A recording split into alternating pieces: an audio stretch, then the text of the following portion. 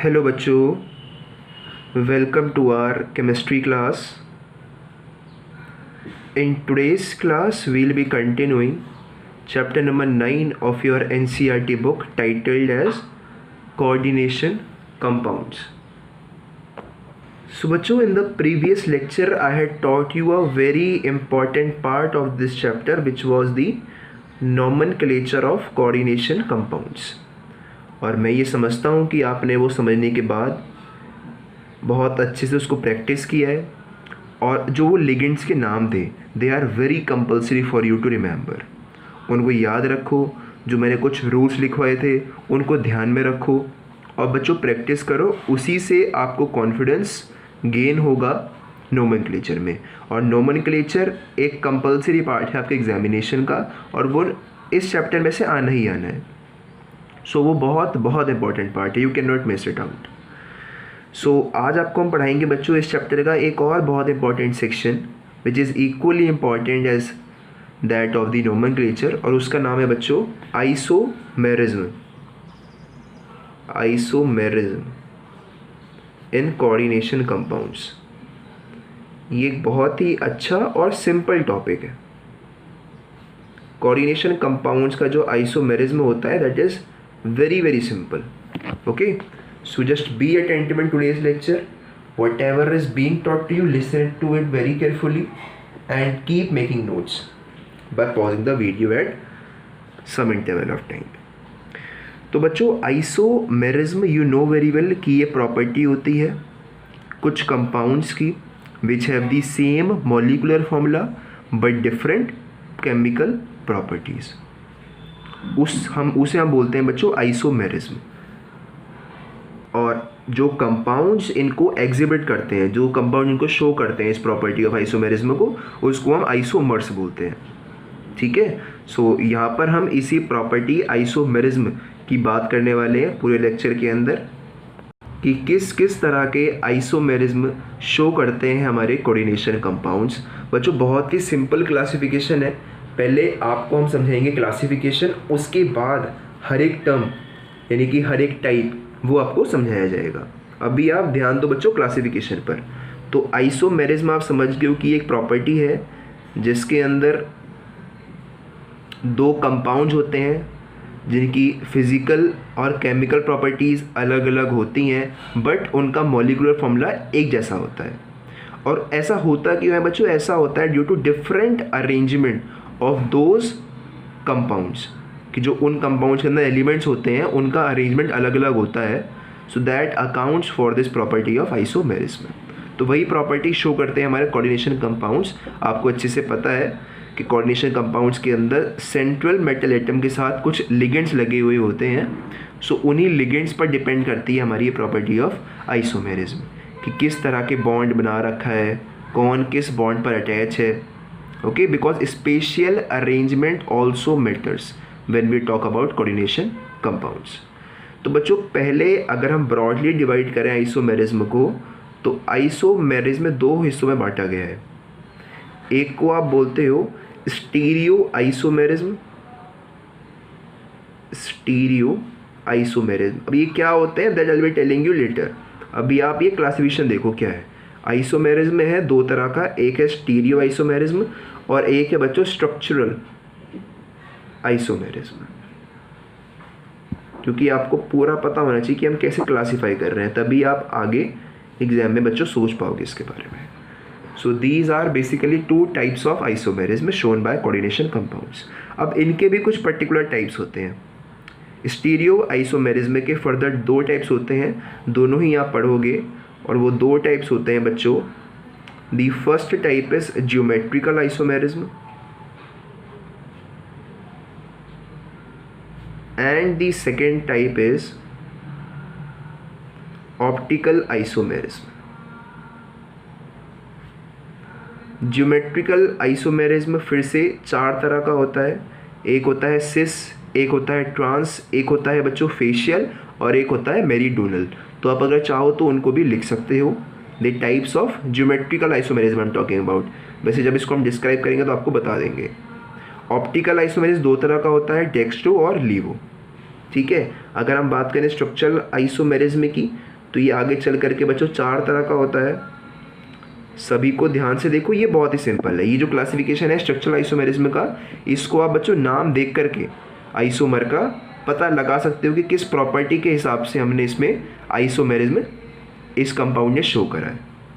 तो ये बेसिकली 4 तरह का होता है। पहला होता है बच्चों आपका लिंकेज आइसोमेरिज्म, दूसरा होता है बच्चों कोऑर्डिनेशन आइसोमेरिज्म,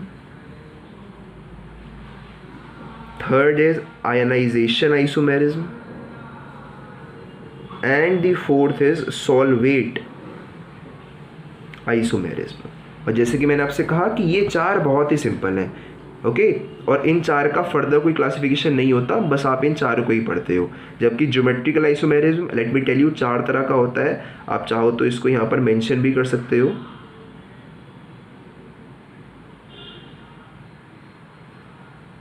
एक होता है बच्चों सिस, एक होता है बच्चों ट्रांस, फिर होता है एक फेशियल, और एक होता है मेरिडियनल। ज्योमेट्रिकल 4 तरह का होता है, वहीं पर ऑप्टिकल बच्चों 2 तरह का होता है। ये दोनों पार्ट्स भी आपको हम पढ़ाएंगे। एक होता है बच्चों डेक्स्ट्रो, और एक होता है बच्चों लीवो, ठीक है। सो ये सारे आइसोमेरिज्म में क्या क्या होते हैं, ज्योमेट्रिकल, फिर इनके टाइप्स, ऑप्टिकल इनके टाइप्स, और ये 4 सभी बच्चों आपको हम पढ़ाएंगे। सो let us begin with the very first type of isomerism, which is stereo isomerism. तो पहले ये समझते हैं कि हमने आइसोमेरिज्म को पहली बात स्टीरियो और स्ट्रक्चरल में क्यों क्लासीफाई किया, कि स्टीरियो आइसोमेरिज्म में और स्ट्रक्चरल आइसोमेरिज्म में क्या फ़र्क है। तो बच्चों इन दोनों में फ़र्क होता है बॉन्ड का, the bond with which the ligand attaches to the central metal atom, उसका फ़र्क होता है स्टीरियो आइसोमेरिज्म में और स्ट्रक्चरल आइसोमेरिज्म के अंदर। स्टीरियो आइसोमेरिज्म के अंदर क्या होता है कि इसके अंदर जो केमिकल बॉन्ड होते हैं, इनके सारे आइसोमर के अंदर जो केमिकल बॉन्ड होते हैं वो सेम होते हैं, बट उनका स्पेशल अरेंजमेंट, उनका स्पेस में अरेंजमेंट वो अलग अलग होता है, ओके। जबकि अगर हम बात करें स्ट्रक्चरल आइसोमेरिज्म की, तो इनके पास जो लिगेंड्स होते हैं वो अलग अलग बॉन्ड से लग जाते हैं, यानी कि लिगेंड्स का बॉन्ड बदलता रहता है, ओके। कभी वो बॉन्ड बनाएंगे सेंट्रल मेटल एटम से, कभी वो कोऑर्डिनेशन कंपाउंड के बाहर चले जाएंगे, कभी अंदर आ जाएंगे। Are you getting my point? तो वहाँ पर बॉन्ड चेंज होता है, यहाँ पर बॉन्ड चेंज नहीं होता, बल्कि बॉन्ड्स का स्पेशल अरेंजमेंट चेंज होता है। सो आप इस बात को चाहो तो बच्चों नीचे लिख सकते हो कि स्टीरियो आइसोमर्स हैव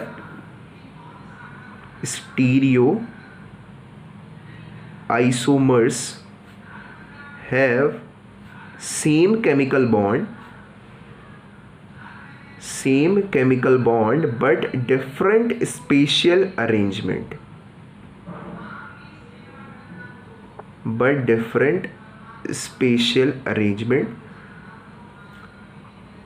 इस बेसिस पर हमने डिवाइड किया बच्चों आइसोमेरिज्म को 2 अलग अलग टाइप्स में। जबकि अगर हम बात करें बच्चों स्ट्रक्चरल आइसोमर्स की, तो वहाँ पर क्या होता है, दे हैव डिफरेंट बॉन्ड्स। तो structural isomers have different bonds.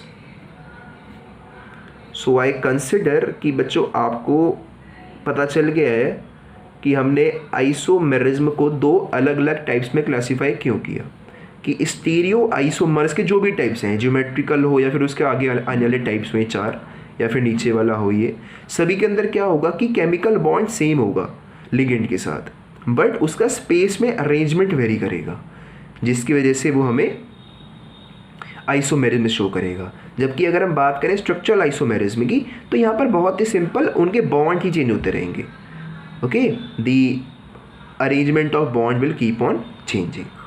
तभी कहते हैं कि ये बहुत ही सिंपल होते हैं, बल्कि जब आप इनको समझते हो तो यहाँ पर आपको ज़रूरत होती है बच्चों विजुअलाइजेशन की। आपको माइंड में चीज़ों को विजुअलाइज करना आना चाहिए, तभी आप इनको समझ पाते हो।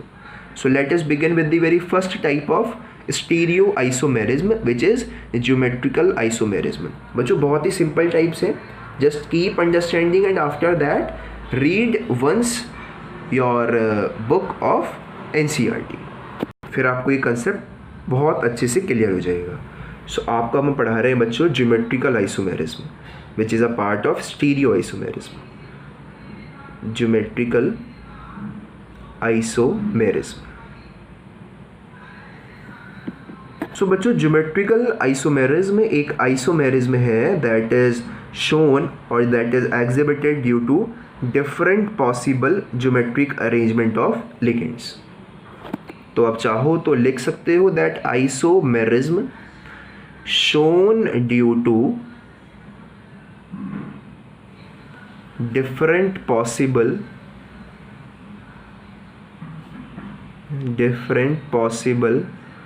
geometric arrangement of ligands। ठीक है, ये डेफिनेशन ज़्यादा इंपॉर्टेंट नहीं होती, आपने इनको समझना होता है। सो बस मैंने बता दिया आपको कि यहाँ पर क्या है, अलग अलग ज्योमेट्रिक अरेंजमेंट होगा आपके लिगेंड्स का। ठीक है, बॉन्ड वही होंगे, बस जो उनका अरेंजमेंट है geometrical arrangement that will keep on varying in these particular isomers. तो बच्चों इसका पहला टाइप की अगर हम बात करें तो वो होता है सिस आइसोमेरिज्म। तो सिस आइसोमेरिज्म एक बहुत ही सिंपल आइसोमेरिज्म है, आप इसको बहुत ही ईजिली विजुअलाइज भी कर सकते हो। सो पहले इसको डिफाइन कर देते हैं कि इन दिस आइसोमेरिज्म या फिर in this isomer the ligands are arranged adjacent to each other, adjacent to each other in this isomer the same ligands। अब बच्चों मैंने यहाँ पर सेम क्यों अटैच किया? The reason behind attaching the word same is as simple as that कि आपने समझना है कि यहाँ पर क्या है बच्चों, स्पेशियल अरेंजमेंट का फ़र्क है। यानी कि बॉन्ड्स अपनी पोजीशन पर स्टेबल रहेंगे। अगर एक बॉन्ड ऐसा लगा हुआ है, late me give you an example. मैं आपको बच्चों एग्जांपल दे रहा हूँ एक कंपाउंड का, एक कॉम्प्लेक्स कंपाउंड का, उसको मैं यहाँ पर लिख देता हूँ। द एग्जाम्पल इज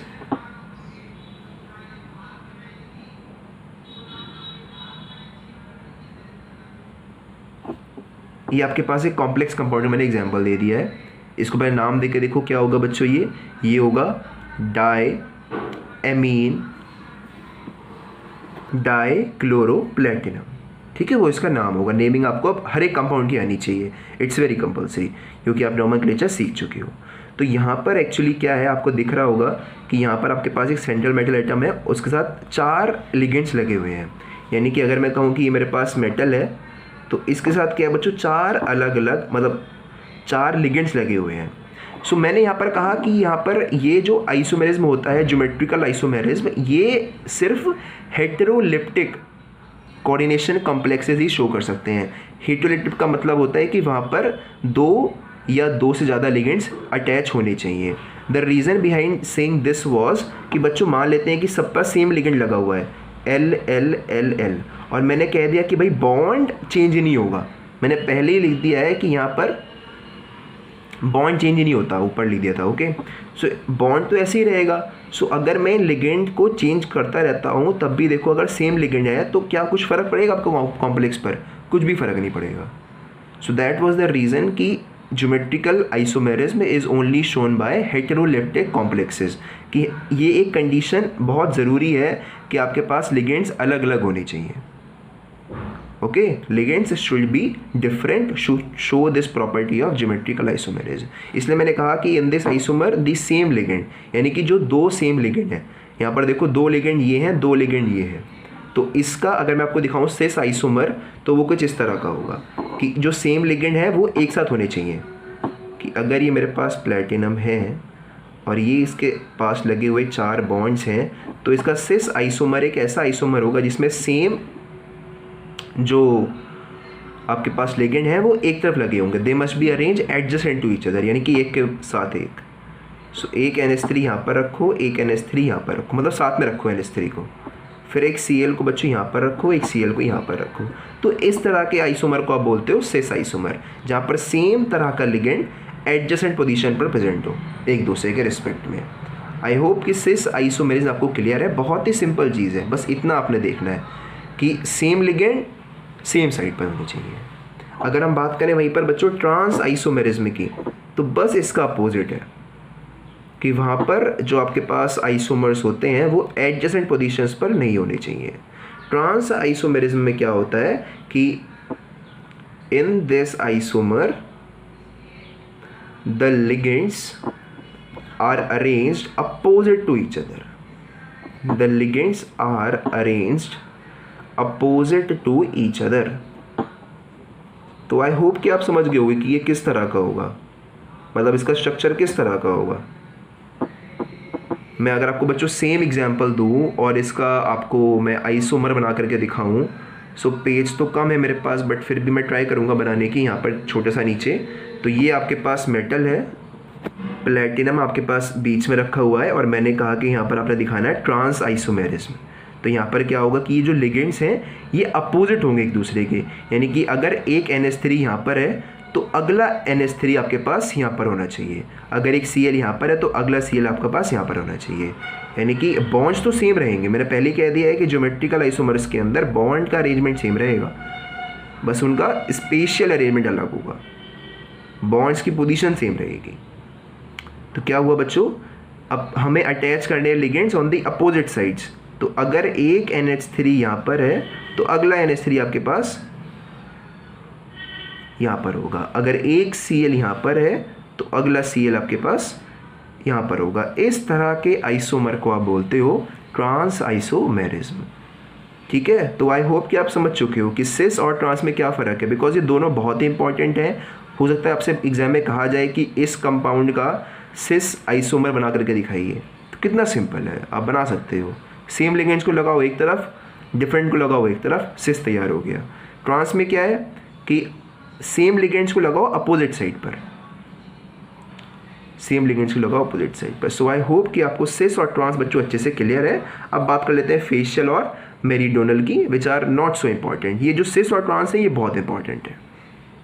सो बच्चों मैंने आपको जो पहले अभी एग्जांपल दिया था सिस और ट्रांस आइसोमेरिज्म के रिस्पेक्ट में, that was a ligand that was a complex compound having ligands 4, यानी कि उनमें लिगेंड का नंबर 4 था। अब मान लेते हैं कि आपके पास इस एग्जामिनर कह दे कि आपके पास एक कॉम्प्लेक्स कंपाउंड है जिसके अंदर आपके पास 6 लिगेंड्स प्रेजेंट हैं। लेट मी से एक लिगेंड L1 है, एक लिगेंड L2 है, इसके आपके पास 4 मॉलिक्यूल्स हैं, इसके आपके पास 2 मॉलिक्यूल्स हैं। आपसे कहा जाए भाई इसके लिए बनाओ सिस और ट्रांस आइसोमर्स, तो बच्चों बहुत ही सिंपल होता है कि आपने सिस में क्या ध्यान रखना है कि सारे सेम लिगेंड्स एक तरफ होनी चाहिए, ठीक है, और ट्रांस पे ध्यान रखना है कि सेम लिगेंड्स बस अपोजिट साइड पर होने चाहिए, अपोजिट फेस पर। तो एक बार मैं आपको दिखा देता हूँ 6 वाले के लिए भी, बिकॉज ये 4 और 6 के लिए ही होता है। Okay, when I talk about unidentate ligand, okay, and then I'll also show you an example of didentate by taking the example of ethylene 1,2 diamine। तो अभी आप इस पर ध्यान दो कि इसका आप आइसोमर कैसे बनाओगे। तो ये आपके पास मेटल हो गया, या फिर इससे अच्छा एक एग्जाम्पल ले लेते हैं, एग्जाम्पल ज़्यादा अच्छे से आपको समझ में आ सकता है। सो मैंने मेटल के प्लेस पे ले लिया बच्चों कोबाल्ट, L1 के प्लेस पर हमने ले लिया अमोनिया, और L2 के प्लेस पर हमने ले लिया बच्चों क्लोरीन। पहले इसका नाम बताओ क्या होगा। So the name is very very simple, it will be tetraammine dichlorocobalt. ठीक है, अब आगे चलते हैं। प्रोवाइडेड कि ये कैटायन है, वो भी ध्यान रखना है। सो हमें इसके लिए बनाना है बच्चों एक सिस और एक ट्रांस आइसोमर, और इसका बच्चों सिस 2 आइसोमर पॉसिबल है, इसके सिस के 2 आइसोमर पॉसिबल है जो आप खुद विजुअलाइज कर सकते हो। I need not tell you about that. तो आपने ध्यान रखना है कि NH3 के जो 4 आपके पास लिगेंड्स हैं वो एक तरफ होने चाहिए।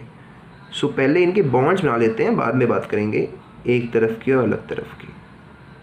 तो ये कुछ इस तरह से बच्चों इसका स्ट्रक्चर बनेगा। कोबाल्ट के साथ जो बॉन्ड्स लगे होंगे वो इस तरह से लगे होंगे, इक्वल एंगल होगा सबके बीच में। सो हमें क्या करना है कि NH3 को रखना है एक तरफ, ठीक है, NH3 को एक तरफ रख लो आप, NH3 NH3 NH3 NH3, 4 NH3 एक तरफ हो गए, और जो 2 Cl है उनको एक तरफ कर दीजिए। ये आपके पास इसका सिस आइसोमर तैयार हो गया। सो मैं ये समझता हूँ कि बच्चों बहुत ही क्लियर है आपको कैसे बनाते हैं सिस आइसोमर। मैं आपसे कहूँ make a trans isomer of this, तो आपको पता होना चाहिए कि NH3 के अपोजिट में NH3 होना चाहिए, NH3 के अपोजिट में NH3 होना चाहिए, Cl के अपोजिट में Cl होना चाहिए। तो बना लेते हैं इसको। तो हमने कोबाल्ट यहाँ पर रखा, पहले बॉन्ड्स बना लीजिए इसके, इस तरह से बना लीजिए इसके बॉन्ड्स। उसके बाद आपने क्या करना है कि NH3 अगर आपने एक यहाँ पर रखा है तो अगला NH3 बच्चों यहाँ पर आएगा। अगर आपने एक Cl यहाँ पर रखा है तो अगला Cl यहाँ पर आएगा। अगर आपने एक NH3 यहाँ पर रखा है तो बच्चों अगला NH3 कहाँ पर आएगा, यहाँ पर आएगा। So is this trans isomer clear to you and is this cis isomer clear to you. तो इस तरह से अगर एग्जाम में कोई भी आपके पास कंपाउंड दे रखा हो, इसका पूछा गया हो भाई इसका बच्चों आपने सिस या फिर ट्रांस आइसोमर बनाना है, तो आप इजीली बना सकते हो। और आपसे अगर ये पूछा जाए कि बताओ भाई ये किस तरह का आइसोमर है, क्या ये सिस है या ट्रांस है, तो आप वो भी बता सकते हो एग्जामिनर को कि सर ये सिस है क्योंकि सेम लिगेंड्स एक तरफ हैं तो ये सिस हो गया। अगर आपसे वो पूछे भाई ये किस तरह का है, तो देखो अपोजिट लिगेंड्स एक तरफ हैं तो ये ट्रांस हो गया, sorry same ligands opposite side पर हैं तो ये ट्रांस हो गया। सो बच्चों ये तो बात थी सिस और ट्रांस आइसोमेरिज्म की इन case of a unidentate ligands. अब मान लेते कि आपके पास एक लिगेंड बच्चों डाइडेंटेट है, यानी कि उसके पास दो लिगेटिंग ग्रुप्स हैं, वो अपने से 2 इलेक्ट्रॉन डोनेट करता है किसी सेंट्रल मेटल एटम को।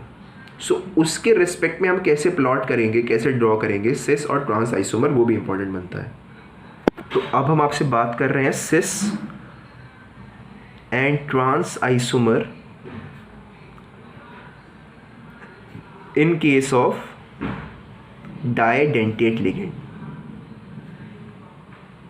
तो बच्चों बहुत ही सिंपल होता है इसका आइसोमर बनाना, बस ध्यान से देखो और इसको समझो कि हमने क्या किया। आपसे कहा कि आपके पास एक कोऑर्डिनेशन कंपाउंड है जिसके अंदर 2 लिगेंड्स हैं। Let me give you an example, कि हम एक एग्जांपल देते हैं बच्चों। Let us take the example of this, ठीक है, इट इज़ फाइन। सो बच्चों आपके पास ये एक एग्जांपल है।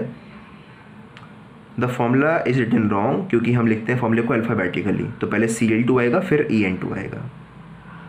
I hope you got the mistake, कि मिस्टेक कहाँ पर है, कि हम फॉर्मूले को जब लिखते हैं तो हम इसको भी अल्फ़ाबेटिकल ही अरेंज करते हैं। ओके, सो इसलिए बच्चों ये आगे आएगा, Cl2 पीछे आएगा। तो दिस इज़ रॉन्ग फार्मूला। सही फार्मूला क्या होगा, सही फार्मूला ये होगा। सो आई होप कि आपने इससे भी कुछ सीखा होगा। ठीक है, तो आपसे कोई पूछे भाई इसका मेरे को बना के दिखाइए सिस और ट्रांस आइसोमर, तो बच्चों यहाँ पर आपने बस थोड़ा ज्योमेट्रिकली ध्यान देना होता है, क्योंकि अब ये जो आपके पास डाइडेंटेट लिगेंड है इथिलीन 1,2 डायमीन, ये क्या करता है, ये 2 लिगेटिंग ग्रुप्स देता है आपके सेंट्रल मेटल एटम को, यानी कि 2 बॉन्ड्स फॉर्म करता है ये सेंट्रल मेटल एटम से। तो आपने बस उन बॉन्ड्स को बनाने में ध्यान रखना है, बाकी कुछ नया नहीं है इसके अंदर भी। Okay, let me show you the cis as well as trans isomer for this. तो ऐसे केस में आपने क्या करना होता है कि पहले आप, अगर हम बात कर रहे हैं बच्चों सिस की और यहाँ पर हम बात करेंगे ट्रांस की, तो सिस में क्या होता है कि आपने क्लोरीन को एक तरफ रखना है, 2 मॉलिक्यूल्स ऑफ क्लोरीन को, तो आप पहले Cl को एक तरफ रख दीजिए। तो मैंने एक Cl को यहाँ पर रख दिया, एक Cl को यहाँ पर रख दिया। अब आप देखो दोनों के बीच में एंगल मैंने कितना रखा है, इसको और इसको कंपेयर करो, ऑलमोस्ट सिमिलर है कि जो एंगल यहाँ पर था वही एंगल मैंने यहाँ पर रखा है, जबकि यहाँ पर सिर्फ 4 लिगेंड है।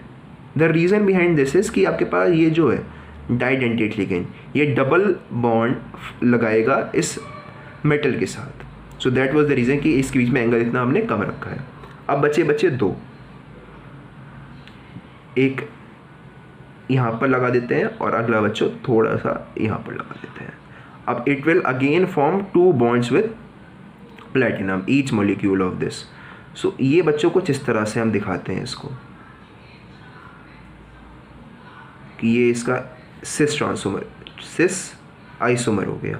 सिस क्यों हुआ, the reason behind cis calling this as cis क्योंकि दोनों सेम लिगेंड्स एक तरफ हैं और सेम लिगेंड एक तरफ पर है। तो आई होप कि इसमें कोई बहुत डिफ़िकल्टी है नहीं, ये बहुत ही ऑब्वियस सी बात है, बहुत ही सिंपल सी बात है। तो ये आप बच्चों कभी भी प्लॉट कर सकते हो। क्या कुछ डिफरेंट था इसमें? बस बॉन्ड का अरेंजमेंट डिफरेंट था कि यहाँ पर 2 बॉन्ड्स आ रहे, तो आपने ध्यान रखना है कि यहाँ पर एंगल कम होगा। बस इसी को आपको समझाना था मैंने।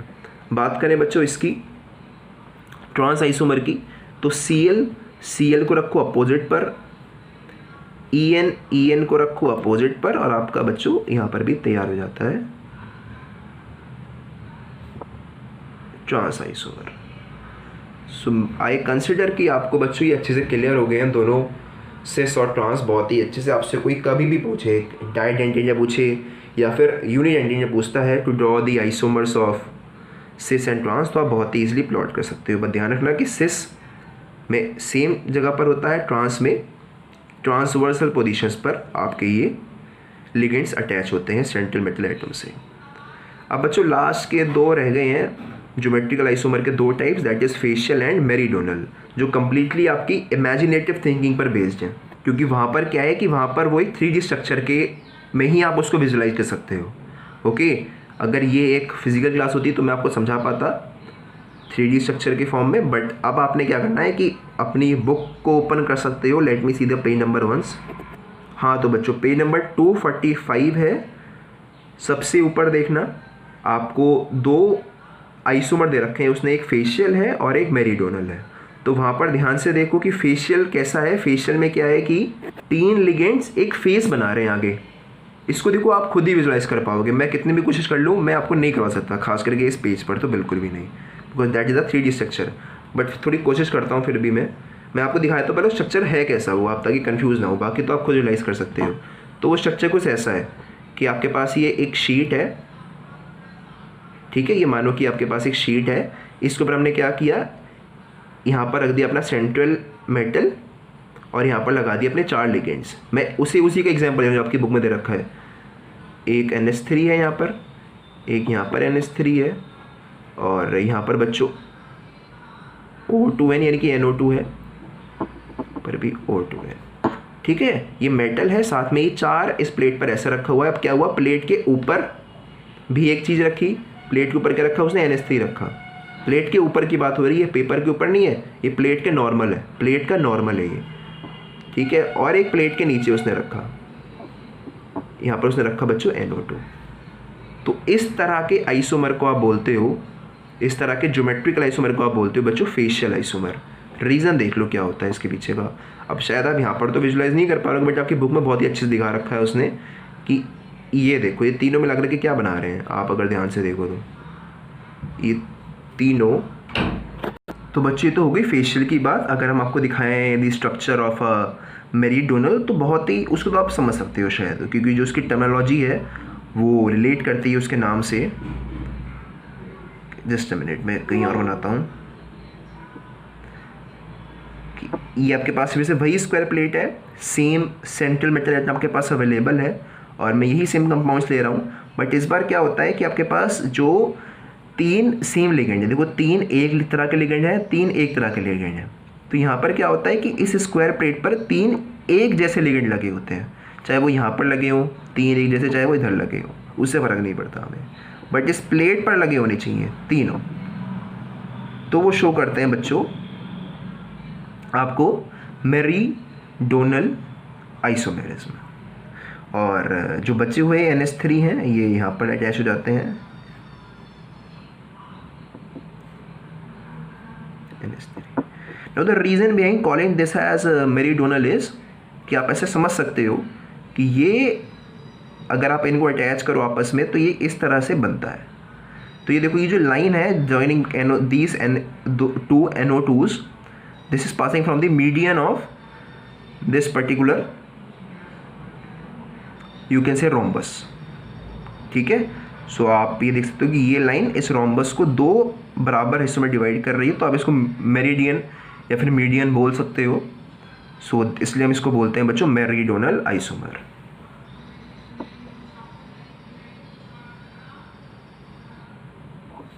ठीक है, तो ये आपने बस विजुअलाइज ही करने हैं, डिफाइन करना है तो आप बच्चों नीचे लिख सकते हो। इन case of meridional you can write that in this isomer the position of the ligands are around the meridian of the octahedron. This is an octahedron. Okay और यहाँ पर क्या होता है कि जो लिगेंड्स की पोजीशन होती है they are at the adjacent positions of the octahedron. ठीक है, तो आप डेफिनेशन आती नहीं एग्जाम के अंदर वैसे, so you can visualize it. और हाँ बच्चों, डेफिनेशन आती है इसकी, एग्जाम में आ चुकी है पहले, मेरिडियोनल और फेशियल की. So you must remember the definition very well. तो अब आगे चलते हैं हम बच्चों ऑप्टिकल आइसोमेरिज्म पर. ऑप्टिकल आइसोमेरिज्म बहुत ही सिंपल है, बस उसके अपने 2 टाइप्स पढ़ने हैं एंड दैट्स इट. इसमें ज़्यादा स्ट्रक्चर वगैरह की बात नहीं होगी. Optical isomerism.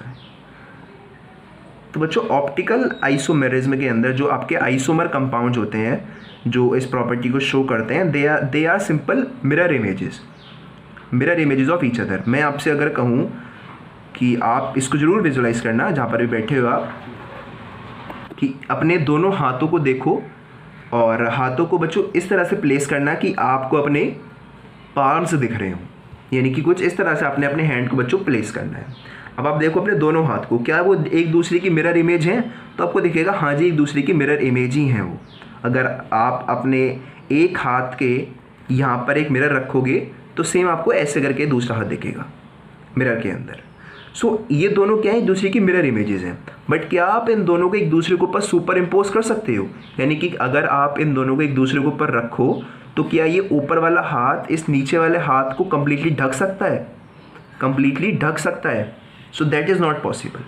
यानी कि my left hand can not super impose my right hand. इसका मतलब ये होता है, सुपर इम्पोज का मतलब होता है कि मेरा अगर मैं एक चीज़ को दूसरी चीज़ के ऊपर रखूं जो कि एक दूसरे की मिरर इमेज है तो वो एक दूसरे को हाइड ना कर पाए. तो ये बहुत ही इम्पॉर्टेंट टर्मिनोलॉजी है, that is optical isomers are. बहुत ही इंपॉर्टेंट चीज़ है बच्चों. ये 2 टर्म्स आने वाले हैं, इसके अंदर दोनों ही बहुत इंपॉर्टेंट हैं. Optical isomers are mirror images that cannot be superimposed on each other. That cannot be superimposed on each other. और इस तरह के आइसोमर्स को हम बच्चों बोलते हैं इनैंशियोमर्स.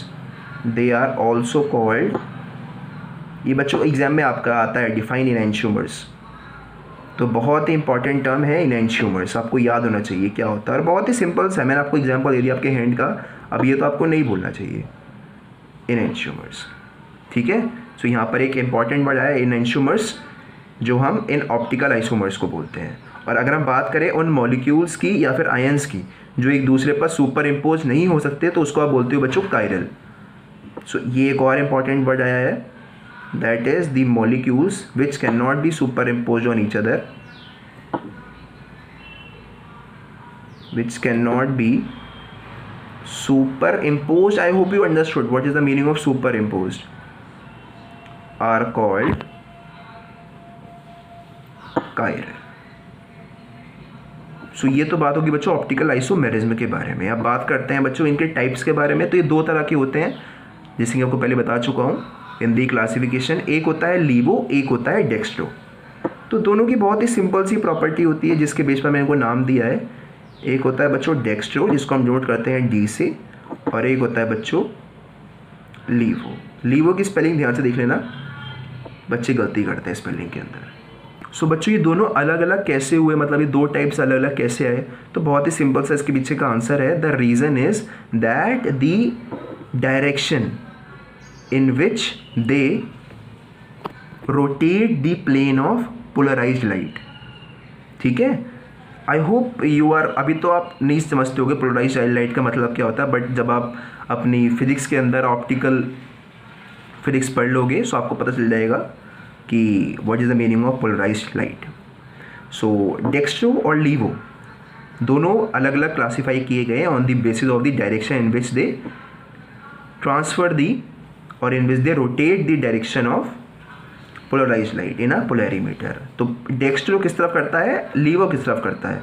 तो जैसे कि आपको दिख रहा होगा बच्चों, लीवो मतलब एल, एल का मतलब होता है लेफ्ट, एल से आता है लेफ्ट, और इसको आप राइट खुद सोच सकते हो फिर.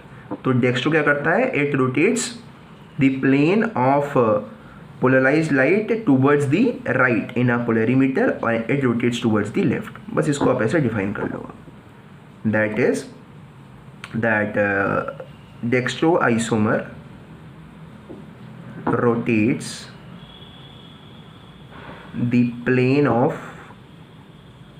polarized light, and when I'll be teaching you in physics this concept of polarized light, तो आपको मैं वहाँ पर एक बार और इसको रिवाइज करवा दूंगा। So isomer rotates the plane of polarized light towards right in a polarimeter। अब ये क्या होता है polarimeter, that also I'll be telling you in physics, towards right in a polarimeter. Same आप इसको डिफाइन कर सकते हो लीवो को, that is isomer which rotates the plane of polarized lights towards left in a polarimeter. ये होता है बच्चों definition of laevo isomer in case of optical isomerism. और ये दोनों क्या होती हैं बच्चों, ये दोनों एक दूसरे की मिरर इमेजेस ही होती हैं, ठीक है। ये आपका लेफ्ट हैंड हो गया, ये आपका राइट हैंड हो गया, ऐसे आप समझ सकते हो। ऑल्दो वो रोटेट तो नहीं करते लाइट को, बट ऐसा आप विजुलाइज कर सकते हो कि दोनों क्या होती हैं, मिरर इमेजेस होती हैं। यानी कि अगर आपको डेक्स्ट्रो दे रखा है, डेक्स्ट्रो आइसोमर दे रखा है, तो आप लीवो का अपने आप वहाँ पर प्लॉट कर सकते हो। और बच्चों ऐसा ज़रूरी भी नहीं होता कि इसका हर एक तरह का ये आइसोमर ऑप्टिकल एक्टिविटी शो ही करे, क्योंकि एक बहुत ही इंपॉर्टेंट केस है जो आपकी एनसीईआरटी की बुक में गिवन है और आपके एग्जाम में भी आता है कि एक फॉर्म होती है कोऑर्डिनेशन कंपाउंड की जिसका सिर्फ और सिर्फ सिस आइसोमर ही ऑप्टिकल एक्टिविटी शो करता है। ऑप्टिकल एक्टिविटी मतलब ये वाली एक्टिविटी, ठीक है। तो बहुत ही इंपॉर्टेंट पॉइंट है, आप कहीं पर लिखो। Okay, for that time to turn the page, तो मैं पेज टर्न कर रहा हूँ। तो बच्चों मैंने आपके लिए वो पॉइंट मेंशन कर दिया, आप इसको अपनी नोटबुक में नोट डाउन कर सकते हो कि अगर आपके पास एक इस तरह का कॉम्प्लेक्स कंपाउंड है, तो ये कॉम्प्लेक्स कंपाउंड का सिर्फ और सिर्फ सिस आइसोमर ही शो करता है ऑप्टिकल एक्टिविटी को, इसका ट्रांस आइसोमर शो नहीं करेगा ऑप्टिकल एक्टिविटी को।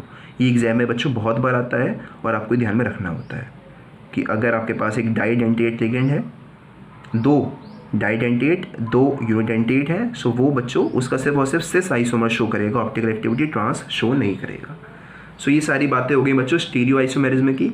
अब हम शुरू करते हैं स्ट्रक्चरल आइसोमेरिज्म को, जो बहुत ही सिंपल है। आपको तो बस ये लिखवाना है, समझने वाली बातें नहीं है इसमें कुछ, they are very very simple. आप नाम देख करके समझ सकते हो उनके लॉजिक्स को। तो आपसे मैंने कहा था कि ये चार तरह का होता है। I had already defined this structural isomerism कि यहाँ पर बॉन्ड अलग अलग होते हैं with respect to the central metal atom. तो उसके चार टाइप्स होते हैं। पहला टाइप होता है बच्चों लिंकेज आइसोमेरिज्म। पहले इसी की बात कर लेते हैं, लिंकेज आइसोमेरिज्म। तो जैसे कि आपको बच्चों नाम से ही दिख रहा है यहाँ पर कि लिंक का मतलब है कि जो सेंट्रल मेटल एटम है हमारा, उसके साथ लिगेंड का कौन सा पार्ट, कौन सा हिस्सा लिंक्ड है, उस तरह के आइसोमेरिज्म का बोलते हो linkage isomerism.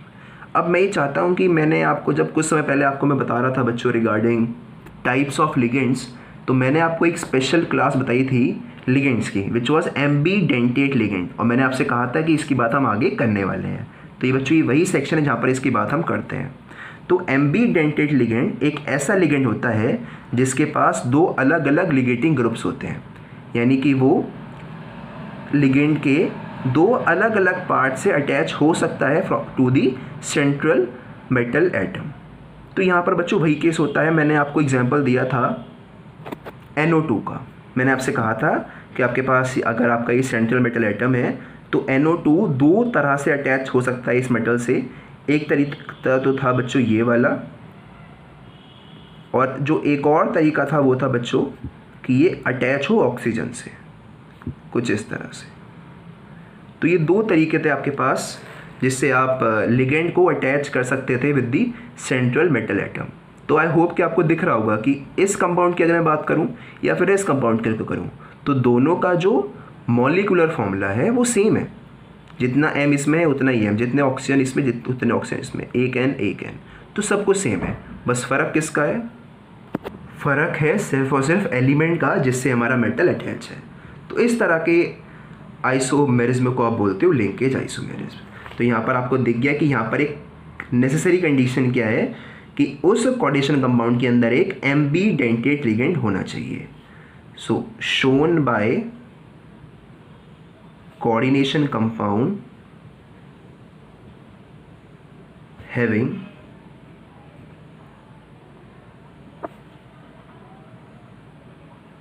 ambidentate ligand. Is this clear to you? Obvious सी बात है, ऐसा होना भी चाहिए था। और इसमें होता क्या है कि इसमें हमारा जो लिगेंड है that can Liggett with the central metal atom by two different elements present in the ligand, जो आपको यहाँ पर बच्चों दिख रहा है। सो आई होप लिंकेज आपको अच्छे से क्लियर है। आप वर्ड को देख करके पता लगाते हो कि हाँ भाई किस तरह का आइसोमेरिज्म हो रहा होगा, ठीक है, क्योंकि आपसे पूछा जाता है कि बताओ इस कंपाउंड में किस तरह का आइसोमेरिज्म शो हो सकता है, क्या लिंकेज हो सकता है। तो आपने देखना है कि क्या इसके अंदर एक ऐसा लिगेंड प्रेजेंट है जो कि एम्बिडेंटेट है, अगर हाँ तो वो शो करेगा लिंकेज आइसोमेरिज्म को। अब बढ़ते हैं बच्चों आगे। अगला आपके पास आइसोमेरिज्म है कोऑर्डिनेशन आइसोमेरिज्म। ये भी बहुत सिंपल है, वर्ड ही आपको बता देगा कि इसके अंदर हो क्या रहा है। तो जैसे कि आपको दिख रहा है इसका नाम है बच्चों कोऑर्डिनेशन। तो इसका एक बहुत ही इंपॉर्टेंट फीचर जो आपको चाहिए ही चाहिए अगर आपको ये आइसोमेरिज्म देखना है वो होता है कि इसके अंदर दो कोऑर्डिनेशन कंपाउंड्स प्रेजेंट होने चाहिए, जहाँ पर एक कोऑर्डिनेशन कंपाउंड एक्ट करे एज कैटायन और एक एक्ट करे एज एनायन। ये कंपलसरी कंडीशन है अगर आप चाहते हो कि कोऑर्डिनेशन आइसोमेरिज्म शो हो, क्योंकि क्वेश्चन ऐसा ही आता है कि बताइए कौन सा आइसोमेरिज्म शो होगा। तो इसकी कंडीशन क्या है कि एम्बिडेंटेट हो, इसकी कंडीशन क्या है कि दो कोऑर्डिनेशन कॉम्प्लेक्सेस प्रेजेंट हो। और इसमें होता कैसे है, late me give you an example कि बच्चों आपके सामने एग्जांपल रखना हूँ। एक हमारे पास कॉम्प्लेक्स कंपाउंड ये है और अगला हमारे पास कॉम्प्लेक्स कंपाउंड ये है, ठीक है। मेरे पास दो अलग अलग कॉम्प्लेक्स कंपाउंड है।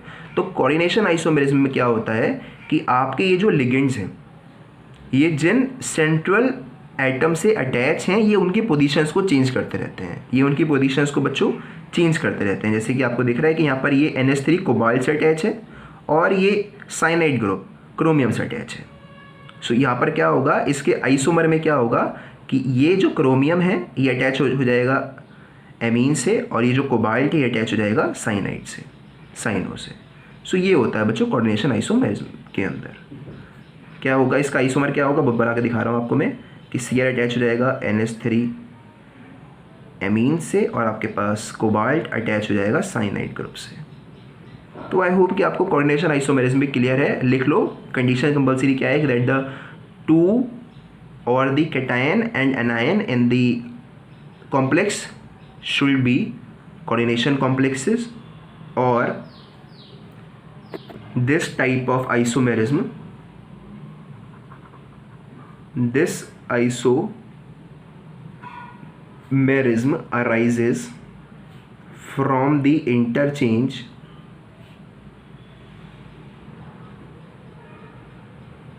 of ligands between cationic and anionic entities,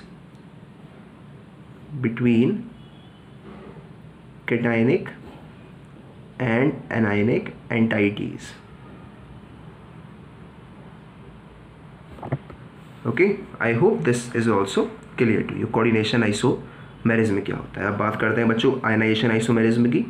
तो ये भी बच्चों आपको नाम से क्लियर हो जाएगा कि यहाँ पर क्या हो रहा है, देयर इज अ आयनाइजेशन। और इसका एग्जाम्पल जब आप अपने इस चैप्टर को शुरू करते हो तो आपको वहीं पर मिल जाता है, उस टेबल बना रखी है आपके एनसीईआरटी की बुक में एक, तो वहाँ पर आपको दिख जाता है इसका एग्जाम्पल आयनाइजेशन आइसोमेरिज्म का। तो इसमें क्या होता है बच्चों इस तरह के आइसोमेरिज्म में कि आपके पास एक कैटायन होता है, मैं बात कर रहा हूँ कोऑर्डिनेशन कंपाउंड की। Let me say this is the cation in the complex and you have an anion outside this. Okay, so मैंने मान लिया कि अंदर मेरे पास एक कॉम्प्लेक्स है इस तरह का। Okay, so this is the complex compound. अब इसमें क्या होता है कि एक पॉसिबिलिटी होती है कि एक एनायन आपके पास यहाँ पर है, ये भी नेगेटिवली चार्ज है, और एक एनायन आपके पास बच्चों यहाँ पर है, it is also negatively charge. तो यहाँ पर क्या होता है कि यहाँ पर आपके पास एक काउंटर आयन, इसको आप बोलते हो बच्चों काउंटर आयन। ये काउंटर आयन जो कि एक्ट कर सकता है एज लिगेंड। आपने देखा होगा कि कई सारे कॉम्प्लेक्सेस के अंदर ब्रोमीन एज लिगेंड एक्ट करता है। हाँ, तो हम कह रहे थे बच्चों कि एक काउंटर आयन रिप्लेस कर सकता है इस लिगेंड को। यानी कि क्या होगा अगली बार, ऐसा पॉसिबल है कि ये चीज़ हो जाए कि आपका ये जो ब्रोमीन है अंदर जाए, सल्फेट आपका बाहर पहुंच जाए। तो ये इसका आइसोमर है। आप देखो same chemical, same molecular formula but different physical features और केमिकल फीचर्स, ये पक्का शो करेगा क्योंकि अब बाहर का जो काउंटर आयन है वो चेंज हो चुका है। सो इसको आप लिख लीजिए, वो नाम से क्लियर हो रहा है। देखो आयनाइज हो रही चीज़ें, there is an ionization, okay. So in this isomerism the counter ion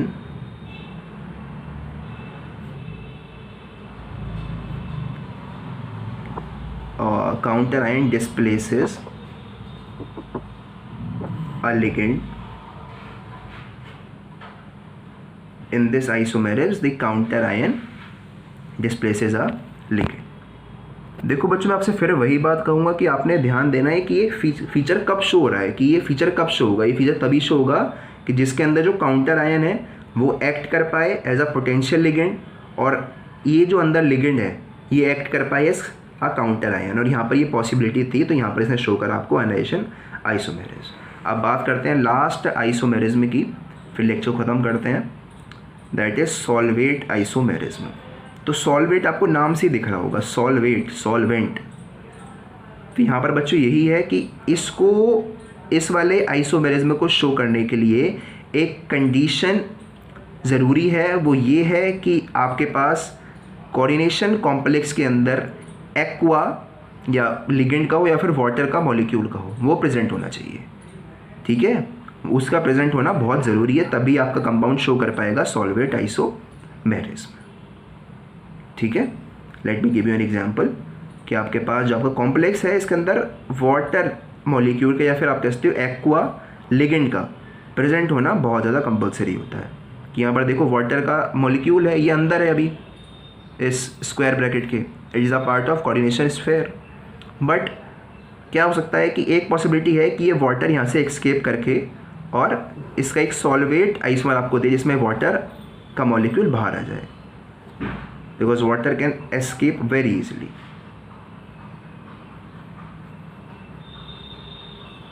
और जब बच्चों देखो वाटर का मॉलिक्यूल बाहर आएगा तो एक Cl का मॉलिक्यूल अंदर जाएगा, ये भी अपने ध्यान रखना है। तो एक Cl का मॉलिक्यूल अंदर चला जाएगा। Is this clear to you? इस तरह का अगर आपके पास एक कॉम्प्लेक्स है तो वो शो करता है आपको सॉल्वेट आइसोमेरिज्म। ठीक है, इसमें बेसिकली क्या होता है कि ये एक तरह का आप कह सकते हो कि आयनाइजेशन आइसोमेरिज्म ही है।